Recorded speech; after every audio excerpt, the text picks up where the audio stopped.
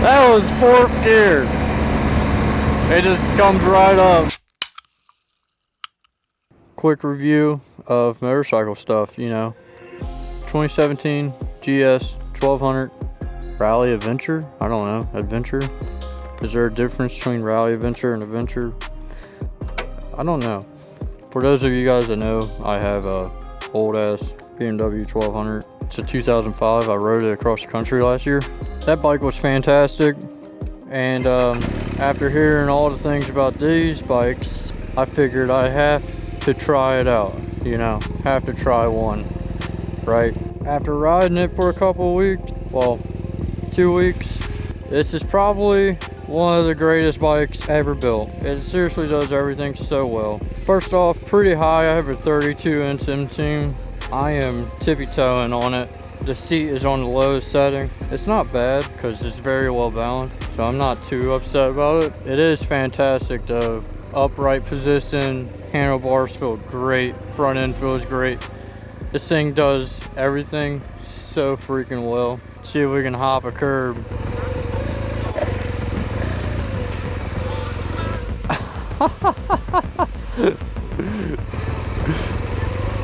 You can just ride this thing wherever the hell you want.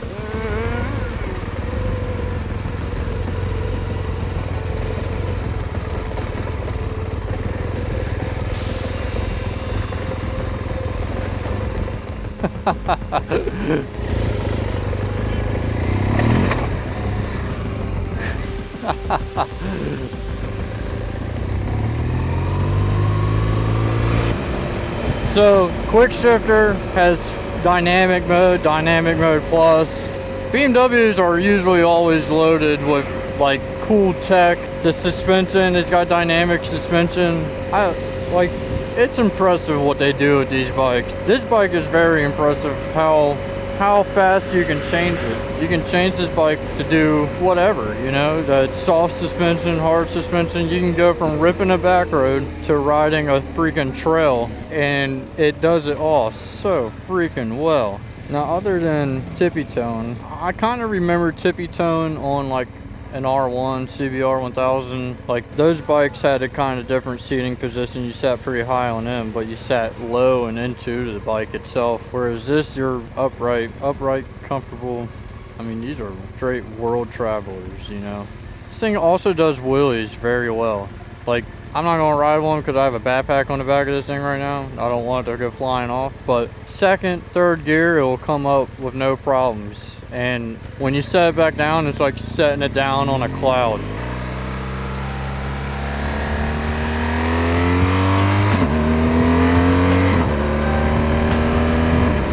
Also has like a 7-gallon fuel tank. Gets like 300 miles out of a tank. Top speed, I think, is probably like around 140. Nothing crazy, but still pretty quick. You know, you're not gonna be doing that too much.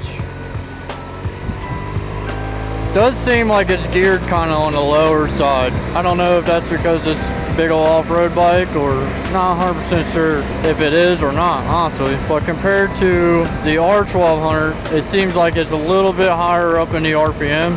Not really sure. The throttle is what's crazy. With it being so freaking smooth and pinpoint accurate. It literally does whatever the hell you want your wrist to do. Very impressive. The R1200 RT, the 05, it was the same way. Just a really smooth, well-mannered, highly controllable motorcycle. They really just shine everywhere they go. Like, as far as balance, ergonomics, I think they are by far one of the greatest motorcycles you can buy. I wish I would have bought one of these sooner, honestly. I would say it would just make roundabouts already. What I really want to get good at is balancing at very slow speed. You know, like to be able to be at like a dead stop and still be able to balance the bike, that's pretty impressive. Has a great sound to it too. Still has that classic boxer sound.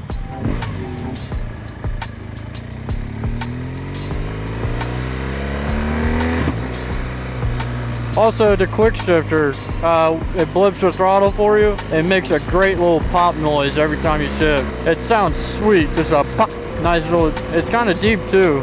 I imagine with an exhaust on this thing, it probably sounds fantastic, like an Akrapovic or something. Maybe one day I'll put one on here, I don't know. I really enjoy this thing. I can definitely see why so many people absolutely love riding these things everywhere they go. Been averaging 40 miles to the gallon. I kind of been ripping this thing, to be honest with you guys. I have been straight up ripping everywhere I go. It's just a fun bike, really, and it handles amazingly. It handles like a sport bike. Like, you can't really tell that you're on a big old adventure bike. The modes you can change on the fly too. The F900 XR, you had to be stopped to change some of the suspension settings, which I thought was kind of interesting. Whereas this, you can just change them on the fly. So I don't know if there's like a better version of the F900 where you can get that, or if it's only on these bikes, or I'm not really sure. Has a fantastic mid-range. Like, effortlessly pulls you along at low RPMs for a bike. But yeah, so I plan on packing this thing up and going to like the mountains and pitching a tent and maybe riding around on some trails and stuff. We have Daniel Boone Backcountry Trail. That's pretty big. I could even do some off-road parks, maybe like I wouldn't mind doing like Black Mountain or Hatfield McCoy on this. Some of the trails on Hatfield McCoy that I was on, I would definitely do it on this bike. They were basically highways cut through the mountains.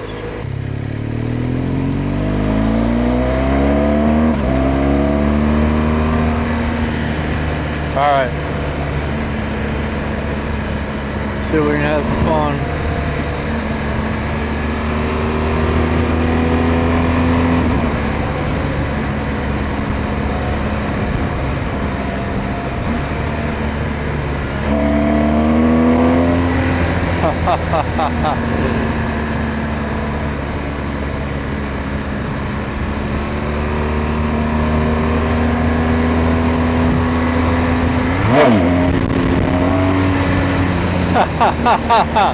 That was fourth gear. It just comes right up. It's such a big bike to do that. It's crazy. Kentucky's full of these just fantastic roads and little goat paths and all kinds of places to explore. What's up, dog? What's up, doggy?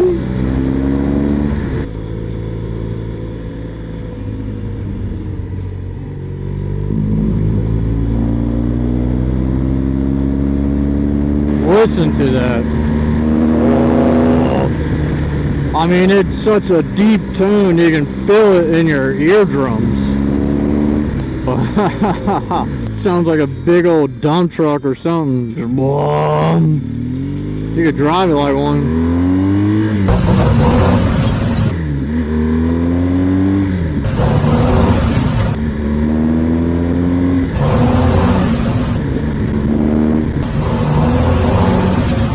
It's a very fast version of a dump truck, but you get the gist. What a beast.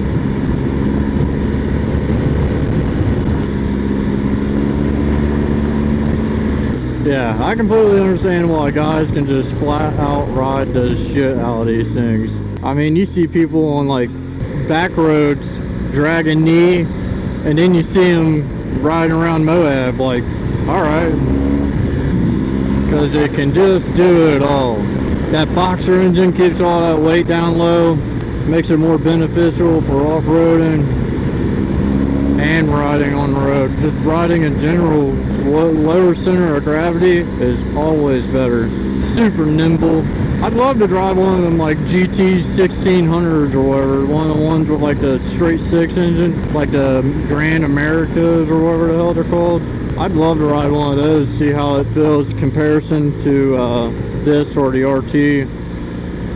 I imagine they're a fantastic bike also. They're just better for highways and interstates.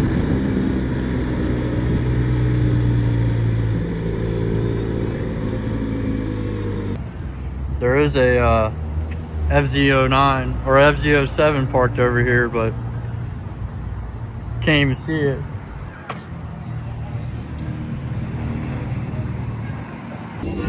Oh yeah. Solid. Couldn't even wait.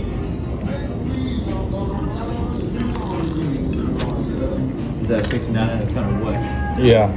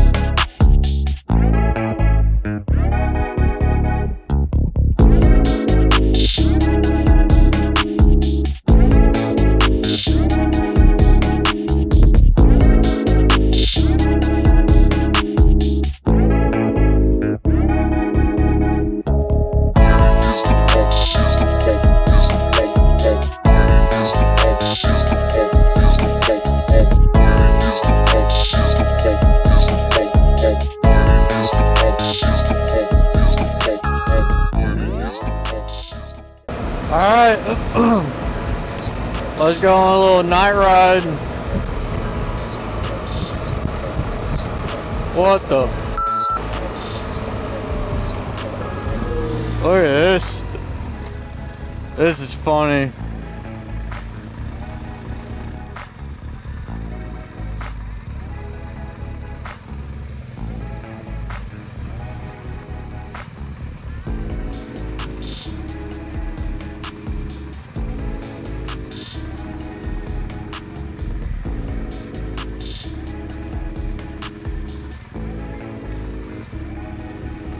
I bet that looked pretty sick, rolling through there with all the lights on us. Maybe like a little bit riding around more. Maybe I could do like a good edit for them or something. That had to be one big group. They were all lost in their trucks together or something. I ain't never seen that before. Another bike, dude. I see you. All the cop cars through here are black, so they are harder to see, which is pretty interesting. And they'll sit with their lights off. See, this feels like it should be like is this a soft suspension area? You know, it's kind of rough concrete, right? The thing is with this bike, which is so intimidating, is the fact that it can just flat out rip. Like if I wanted to ride through here at 100, I could. I mean, it is no joke. With traffic this dead, this bike you could flat out mob through areas. So I don't feel bad. Damn, that's a dead deer. That's crazy, ain't it? There's a lot of deer in northern Kentucky. I used to work at this Newport Kroger. We had a deer break into Kroger and was like running down the cart aisle. I had to get out of the way of it. We hog-tied it and waited for people to show up to get it. Yeah, this all looks so different now. This place is blown up in such a short period of time. It's getting so much bigger.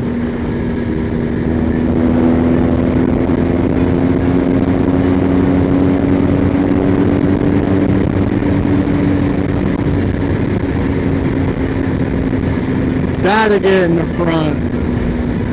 If you're heading this way early in the morning, you get in the front of everybody, it's a much better experience for this corner.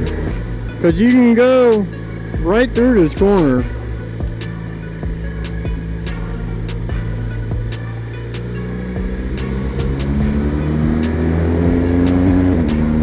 Woo! Boy, is my grips. It's crazy. I kind of like it more with the suspension on soft, honestly. Like, you get a little bit more wheel bounce in certain situations, but it feels like a big old dirt bike. I mean, this thing feels like a big freaking dirt bike. It's awesome. Alright, on cruise control, I noticed it really plays off how far you pull the throttle back before it starts to take you off cruise control. So it kind of gives you a set place with your wrist. Like if you keep your hand on there with cruise control, when you go to accelerate from cruise control, you'll be able to feel where your hand's at.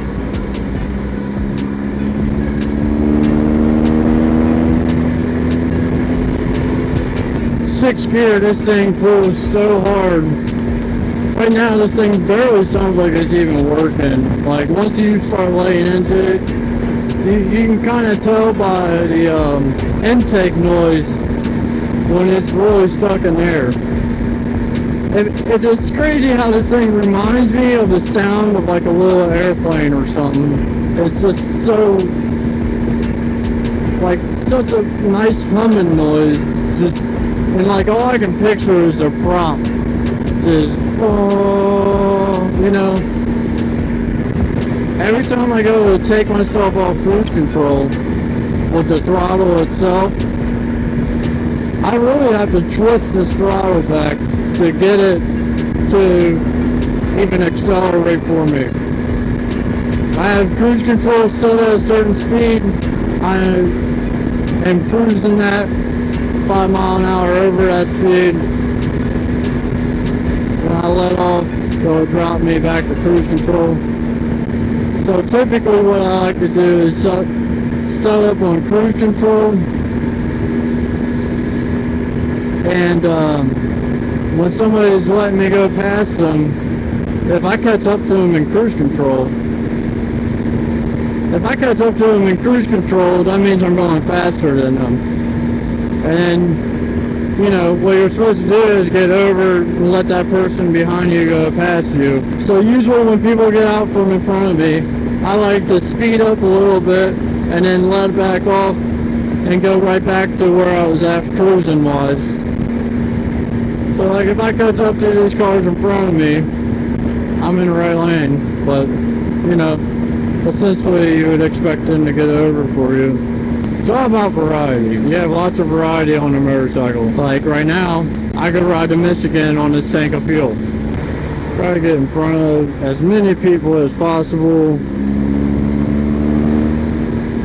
That way I don't have to wait behind them for this turn. This is a good turn too. For normal folk, you could take that corner a lot better if you would just, I don't know, learn some basic driving skills. This thing bounces quite a bit with soft suspension. I wonder if soft suspension is more for like if you're loaded down. Like if I was loaded down with gear. The only thing I don't care for is the buttons do not light up. Oh, that was interesting. I'm just trying to figure out my buttons. Engine temp is 174 degrees right now, if that tells you anything about how cold it is. External temp is 61 degrees right now. I feel pretty damn good, honestly. I don't feel too bad at all.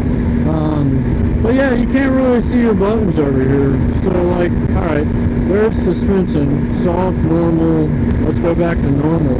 I've been riding on normal. I switched to soft back there, and I could feel it start to bounce a little bit. Now riding through downtown area, it wasn't bad. Like it felt like a big freaking dirt bike. And road normal, maybe that's the problem with these bikes. You know, they just have so many damn different settings. I could ride in dynamic soft. I could ride in, I guess, enduro with both enduro and soft. I have no idea. It would take so long for me to figure out how to ride this thing, how like comfortable I want it to be. Like back there, soft was great. It was floating, but then it started to bounce, which was unique. So maybe normal at this kind of speed is a better thing. Maybe you're like, as you shift with speed, the bike will ride better, which makes sense. the engineering behind it makes sense.